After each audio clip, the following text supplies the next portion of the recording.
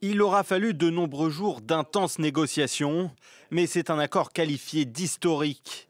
Les pays de l'OPEP et leurs alliés russes notamment se sont entendus sur une baisse inédite de la production.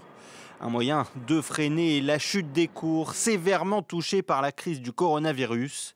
Très rapidement, Donald Trump a salué cet accord.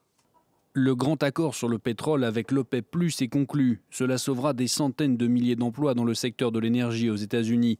Je voudrais remercier et féliciter le président russe Poutine et le roi Salman d'Arabie Saoudite. Je viens de leur parler depuis le bureau ovale. Très bon accord pour tous. Concrètement, les pays exportateurs de pétrole s'engagent à baisser leur production de 9,7 millions de barils chaque jour en mai et en juin. La baisse sera ensuite de 8 millions de barils par jour au second semestre, puis de 6 millions jusqu'en mai 2022. Début mars, l'Arabie Saoudite et la Russie s'étaient pourtant lancés dans une guerre des prix.